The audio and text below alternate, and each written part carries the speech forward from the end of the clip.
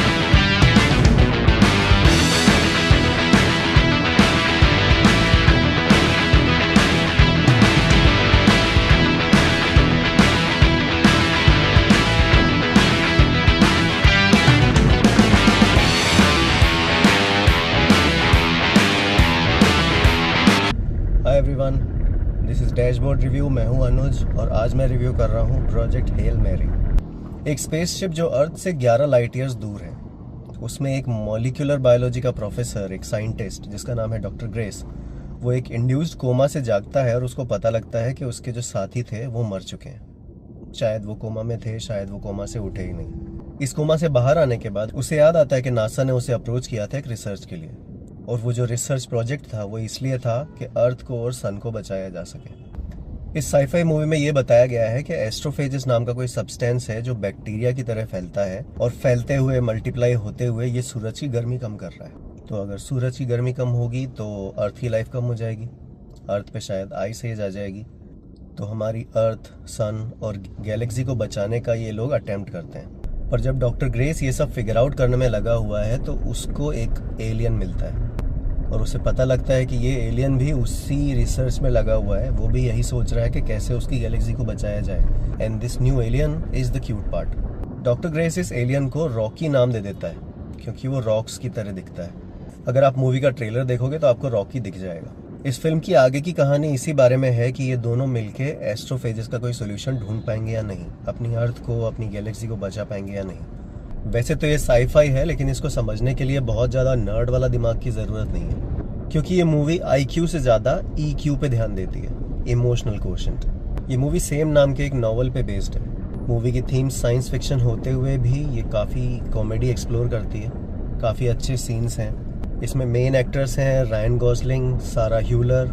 Ryan Gosling is playing this doctor Grace and Sandra Huller is playing the project manager. केवल one word में बोलूँ तो this is outstanding. इतनी अच्छी science fiction movie मैंने शायद कई सालों से नहीं देखी। ये मूवी इतनी अच्छी है। रायन गॉसलिंग, सारा ह्यूलर की एक्टिंग बहुत अच्छी है, और जो दूसरा एलियन है उसकी वॉइस दी है जेम्स ऑर्टेज ने।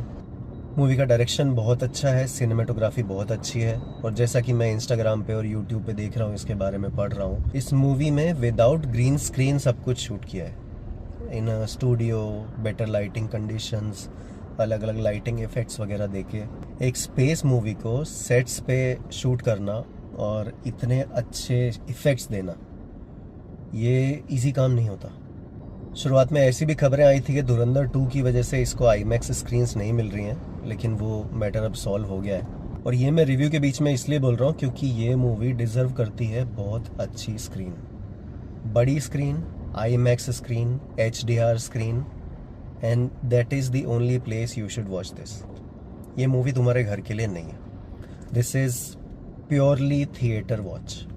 शुरू से आखिरी तक ये इतनी इंफॉर्मेटिव और एंटरटेनिंग मूवी है। कुछ साइंटिफिक कॉन्सेप्ट्स के बारे में पता लगेगा, कुछ अलग सब्सटेंसेस के बारे में पता लगेगा। दूसरे प्लेनेट का जो एलियन है, जो कि एरिड नाम के प्लेनेट से आया है, जिसको उसने रॉकी नाम दिया है, वो चीज़ों को किस तरह से डील कर रहा है।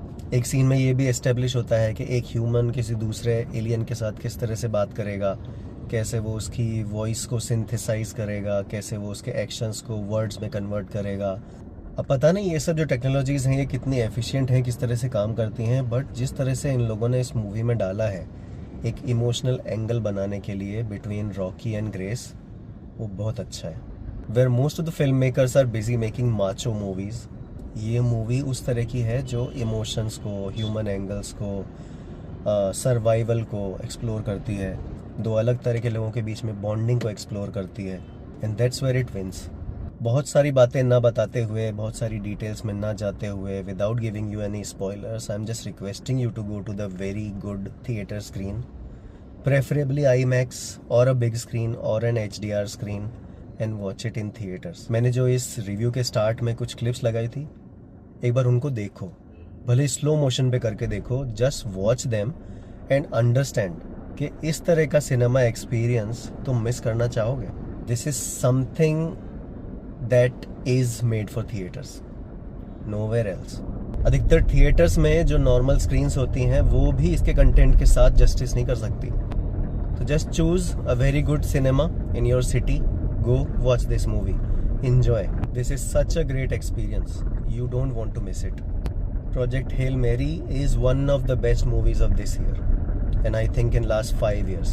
और हाँ, अगर आपको मेरा बनाया हुआ कंटेंट अच्छा लगता है तो please like, share and subscribe and motivate my content. Okay, see you in the next one, bye.